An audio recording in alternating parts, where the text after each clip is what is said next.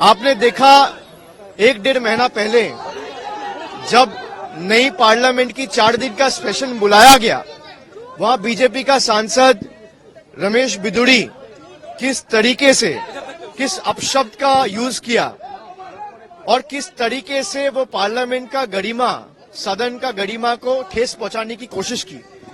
और बीजेपी का ऐसे बहुत सारे सांसद है जिनके खिलाफ प्रिविलेज मूव किया गया है, वो ड्यू है, उसका सुनवाई नहीं होती है। पर अगर कोई गवर्नमेंट के खिलाफ लड़ना चाहे, गवर्नमेंट को सवाल पूछना चाहे, अदानी के मैल प्रैक्टिसेस के ऊपर सवाल पूछना चाहे, तो उनको किस तरीके से उनका सांसद पद से उनको हटाया जाता है, एक्सपेल किया जाता है।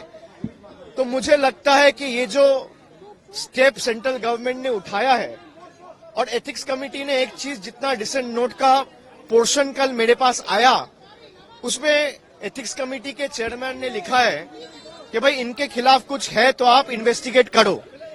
अगर आपके पास नहीं है and it is subject to investigation, तो आपने एक्सपल्शन कैसे रिकमेंड किया? मेरा सवाल बस इतना है।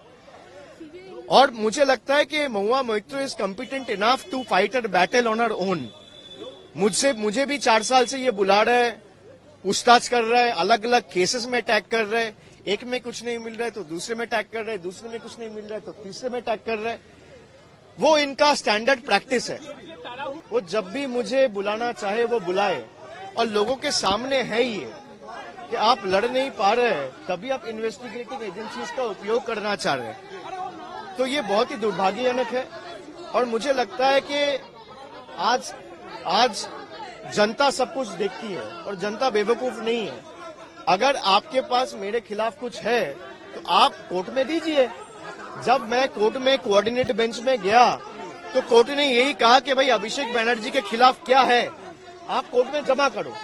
और उस ऑर्डर अगर आप देखेंगे, सिंगल बेंच का जो ऑर्डर है कोऑर्डिनेट बेंच का, उसमें साफ साफ लिखा हुआ है 22 सितंबर का जो ऑर्डर है कलकत्ता हाईकोर्ट का, कि ईडी अभी तक कोई भी प्रूफ अभिषेक बनर्जी के अगेंस्ट कोर्ट में सबमिट नहीं कर पाए, इसलिए कोर्ट ने प्रोटेक्शन दिया। और वो प्रोटेक्शन आज भी जारी है। जैसे वो कोल केस है, कोल केस में भी सुप्रीम कोर्ट का प्रोटेक्शन मिला हुआ है। मैं तो यही कह रहा हूं, मेरे खिलाफ कुछ है तो आप कोर्ट में दे दो। और पहला दिन जो मैंने कहा वो आज भी कह रहा हूं कि मेरे खिलाफ कुछ है तो मुझे बुलाने की जरूरत नहीं है। आप फांसी बना लो, फांसी का मंच बना लो, मैं जाके लूं। मैं जाके वहां पे अपने आप को फांसी में लटकाने के लिए तैयार हूं भैया।